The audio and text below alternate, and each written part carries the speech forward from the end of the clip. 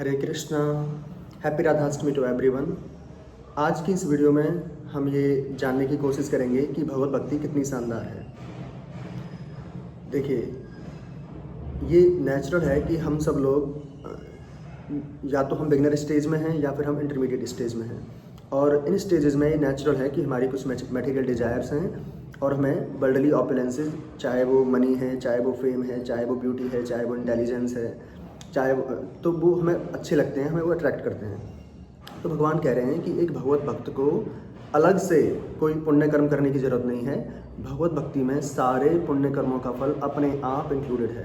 भगवान कह रहे हैं चैप्टर 8 में, वेदेषु यज्ञेषु तपासु चैव दानेषु यत् पुण्य फलम प्रदिष्टम् अत्येति तत्सर्वमिदं विदित्वा योगी परम स्थानम उपैति चाद्यम। भगवान कह रहे हैं कि वेदेषु, वेद अध्ययन से, यज्ञेषु, तरह तरह के यज्ञ करने से, चाहे वो राजसु यज्ञ है, चाहे वो अश्वमेध यज्ञ है, चाहे वो अग्निहोत्र है, बहुत सारे यज्ञ हैं जो हमारे वेदों में विधान है यज्ञों का, उनको करने से, दानेषु, तरह तरह का दान करने से, और तपासु चैव, और तपस्या, तरह तरह की जो तपस्याएं हैं, उपवास हैं, व्रत हैं, उनको करने से जो भी पुण्य फल मिलता है ना, वो भगवत भक्त को अपने आप ही मिल जाता है। यानी उसको सारे पुण्य कर्मों का फल अपने आप भगवत भक्ति में इंक्लूडेड है, उसको अलग से कोई पुण्य कर्म करने की जरूरत नहीं है। और वेदेषु यज्ञेषु तपासु चैव दानेषु यत् पुण्य फलम प्रतिष्ठम अत्येति तत्सर्वमिदं विदित्वा योगी परम स्थानम उपैति चाद्यम। भगवत भक्ति इतनी शानदार है कि आपको सारे पुण्य कर्मों का बेनिफिट भी मिलेगा, और अल्टीमेटली जो परम पद है, जो अल्टीमेट डेस्टिनेशन है लाइफ की, भगवान के धाम की प्राप्ति, वो भी, यानी सब कुछ है। आपकी सारी मटेरियल डिजायर्स का फुलफिलमेंट है, सारे रिवॉर्ड्स हैं, और अल्टीमेटली जो लाइफ का जो अल्टीमेट गोल है वो है भगवत प्रेम प्राप्ति या भगवत धाम की प्राप्ति, वो भी इसके अंदर है। अच्छा, दूसरा भगवत भक्ति में कि जैसे ये जो पुण्य कर्म है, इनका ये कॉन्सेप्ट होता है कि ये मनी की तरह होते हैं, कि जैसे आपको कोई पुण्य का फल मिल गया तो वो पुण्य वाला जो बैलेंस है वो आपका चला गया, घट गया। यानी जैसे आपने 100 रुपये हैं, 100 रुपये में आपने कोई आइसक्रीम खरीद ली, तो आपने आइसक्रीम को एंजॉय किया, लेकिन आपके 100 रुपये खर्च हो गए, राइट। लेकिन भगवत भक्ति इतनी शानदार है कि इसमें सारे पुण्य कर्मों का बेनिफिट भी है, और जो आपका जो बैलेंस है वो घटता भी नहीं है। भगवान चैप्टर 2 में कह रहे हैं, ना ही अभिक्रम नासो अस्ति प्रत्यवायो न विद्यते, कि ये जो भगवत भक्ति का जो प्रयास है, ये जो प्रोसेस है, इसमें आपको सारे मटेरियल बेनिफिट्स भी हैं, सारे पुण्य कर्मों का रिवॉर्ड्स भी है, और आपका जो बैलेंस है वो घटता भी नहीं है। और ना ही अभिक्रम नासो अस्ति, भगवत भक्ति का अल्टीमेट एक गोल है, वो गोल है भगवत प्रेम की प्राप्ति या भगवत धाम की प्राप्ति। तो हो सकता है कि इस लाइफ में हम उस गोल को हासिल ना कर पाएँ, तो क्या फिर हमारी सारी मेहनत बेकार हो गई। जैसे अपने इंडिया में लोग तैयारी करते हैं यूपीएससी एग्ज़ाम की, एसएससी की, आईआईटीज़ वगैरह के लिए, और किसी ने सपोज़ 2 साल 3 साल तैयारी की और उसका सिलेक्शन नहीं हुआ, तो हमको वो फिर फेलियर ही लगता है, क्योंकि उस पर्सन की पैसा भी वेस्ट हो गया, मनी टाइम भी वेस्ट हो गया, मेहनत भी वेस्ट हो गई। तो क्या भगवत भक्ति में अगर हमारा जो उद्देश्य है, अल्टीमेट गोल है, वो पूरा ना हो पाए, तो क्या हमारी सारी मेहनत बेकार हो गई? नहीं। भगवान कह रहे हैं, ना ही अभिक्रम नासो अस्ति। भगवान कह रहे हैं कि भले ही हम जो लाइफ का अल्टीमेट गोल है वो हासिल ना कर पाएँ, तो भी क्या होता है कि नेक्स्ट लाइफ में हमने जहाँ से छोड़ा है हम वहाँ से स्टार्ट करते हैं। जैसे सपोज आपने 30% तक कर लिया, तो नेक्स्ट लाइफ में ना आपका जन्म से ही आपका वो लेवल रहेगा 30% वाला। यानी जो आपने इस लाइफ में जितना आपने अच्छी अच्छी क्वालिटीज़ को अपने अंदर डेवलप कर लिया, जितने जो भी आपने अपने अंदर जो अच्छी क्वालिटीज़ को अपने अंदर एब्जॉर्ब कर लिया, वो सारी क्वालिटीज़ ना जन्म से ही आपके कैरेक्टर में अपने आप इंक्लूडेड होंगी, वो आपकी एक इनबिल्ट नेचर का पार्ट होंगी। तो और जितना आपने नहीं सीखा है, फिर आप वो नई चीज़ें सीखोगे। जितना आपने पहले जन्म में सीख लिया ना, उतना तो आपके अंदर पहले से ही रहेगा। तो जहाँ से हम छोड़ते हैं हम वहाँ से स्टार्ट करते हैं। जितना हम जोड़ लेंगे ना, वो हमारा इटर्नल एसेट है, वो हमेशा हमेशा के लिए रहता है। यानी ना वो घटता है, उसको हम बढ़ा सकते हैं लेकिन वो घटता नहीं है। और भगवत भक्ति में कोई फेलियर है ही नहीं। भगवान कह रहे हैं कि जैसे यहाँ पे ऐसा नहीं है कि आपने मेहनत की और आपका एफर्ट वेस्ट हो गया। भगवान कह रहे हैं कि जैसे कोई पर्सन है, उसने भगवत भक्ति में थोड़ा कोशिश की, कुछ टाइम के लिए की, या पूरी लाइफ में भी की, और उसका अल्टीमेट पर्पस जो है भगवत प्रेम प्राप्ति, भगवत धाम प्राप्ति, वो हासिल नहीं हो पाया, तो फिर उसके साथ क्या होता है? भगवान कह रहे हैं चैप्टर 6 में, प्राप्य पुण्यकृताम लोकान उसित्वा शाश्वती समा शुचीनाम श्रीमताम गेहे योग भ्रष्टो अभिजायते अथवा योगिनामेव कुले भवती धीमताम।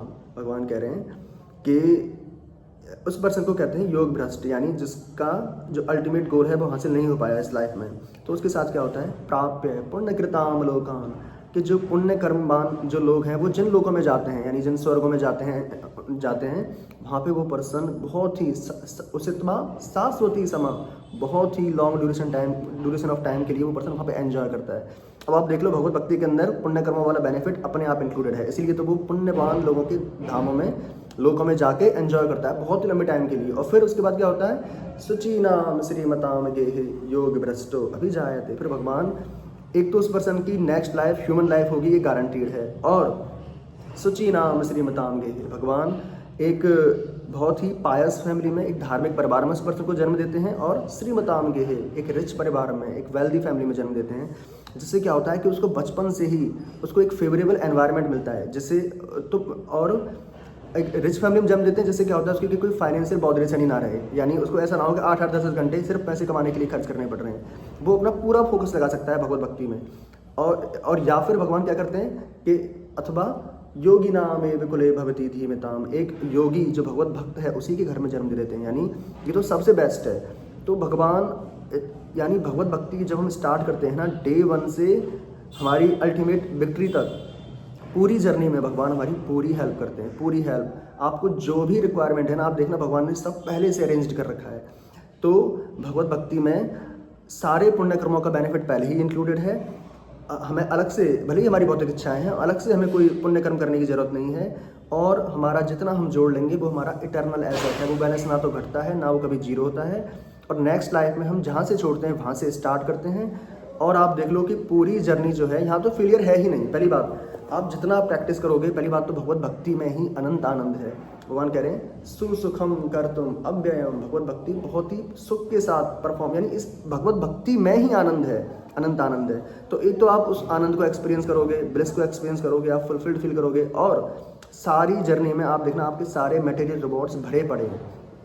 इस लाइफ में आपको रिवॉर्ड्स मिलेंगे, नेक्स्ट लाइफ में प्राप्य पुण्य कृताम लोकान, स्वर्ग लोकों में एंजॉय करना, उसके बाद भी पूरी जर्नी में भगवान आपकी पूरी हेल्प करेंगे। और भगवान कह रहे हैं ना ही अभिक्रम ना स्वस्ति प्रत्यवायो न विद्यते स्वल्पमपि यस्य धर्मस्य त्रायते महतो भयात्। और हम थोड़ा भी कर लेंगे ना भगवत भक्ति में, तो आपको पता नहीं है कि कितने बड़े डेंजर से ही हमें बचा लेती है। इसका एग्जाम्पल है अजामिल वाली स्टोरी। अजामिल बचपन में एक बहुत ही प्रॉपर एक भक्त था, प्रॉपर ब्राह्मण था। उसके अंदर सारी अच्छी क्वालिटीज़ थी, चाहे वो क्लैनिनेस है, समा दमा तपा शौचम शांति ही आर्जम में बेचा, वो सब था।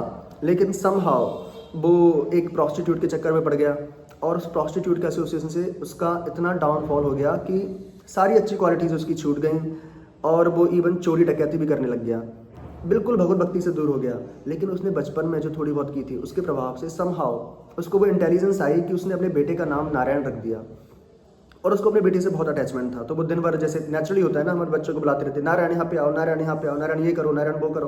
तो दिन भर उसके मुँह से नारायण नारायण ऐसे निकलता रहता। वो अपने बेटे को बुलाता, लेकिन उसके मुँह से क्या निकल रहा है, नारायण नारायण नारायण। और उसका जब डेथ का टाइम आया तो उसको नरक में जाना था। तो नरक में जाना होता है तो यमदूत लेने आते हैं, और जो यमदूत होते हैं वो बहुत ही डरावने होते हैं, देखने में बहुत ही डरावने। तो इंसान देख के एकदम डर जाता है। तो उसने जब यमदूतों को देखा तो डर से एकदम से क्या होता है कि जब हम जिस पर्सन से ज़्यादा अटैच्ड होते हैं ना, अचानक से हमारे मुँह से उसका नाम निकलता है। तो डर की वजह से उसने अचानक अपने बेटे का नाम लिया, नारायण। तो डेथ के टाइम पे उसने जो नारायण लिया, उस नाम की ये महिमा थी कि विष्णुदूत उसे बचाने के लिए आ गए यमदूतों से।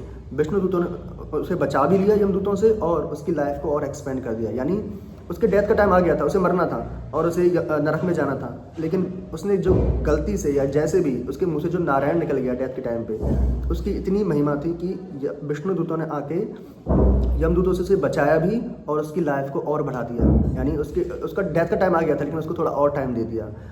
तो आप देख लीजिए कि थोड़ा सा उसके मुंह से जो नारायण नारायण निकल रहा था, या डेथ के टाइम पे जो निकल गया, उसी से कितने बड़े डर से वो बच गया, अदरवाइज उसको नरक में जाना था। ठीक है, तो भगवत भक्ति, इससे ज़्यादा फायदे वाली कोई चीज़ है ही नहीं, इससे बड़ा शॉर्टकट कोई है ही नहीं लाइफ में।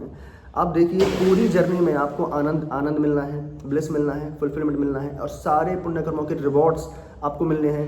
नेक्स्ट लाइफ आपकी ह्यूमन लाइफ गारंटीड है, और जहाँ से आप छोड़ोगे, आपसे छूट भी जाए तो जहाँ से आपने छोड़ा है आप वहाँ से स्टार्ट करोगे। इसलिए हमें भगवत भक्ति को जरूर प्रैक्टिस करना चाहिए, हर दिन प्रैक्टिस करना चाहिए। कैसे? भगवान के दर्शन, भगवान के नाम का जप, भगवान के बारे में भगवान के शुद्ध भक्त के मुँह से सुनना, भगवान का प्रसाद खाना, और भगवान के जो प्रीचिंग मूवमेंट है, भगवान के नाम का प्रचार, भगवान के मैसेज का प्रचार, उसमें हम अपना हमारा कॉन्ट्रीब्यूशन करना। इस तरह से हमें भगवत भक्ति को हर दिन प्रैक्टिस करना चाहिए। इससे बढ़ के कुछ है ही नहीं, इससे बड़ा लाइफ हैक कुछ है ही नहीं। तो हमें हर दिन भगवत भक्ति को प्रैक्टिस करना चाहिए। हरे कृष्णा।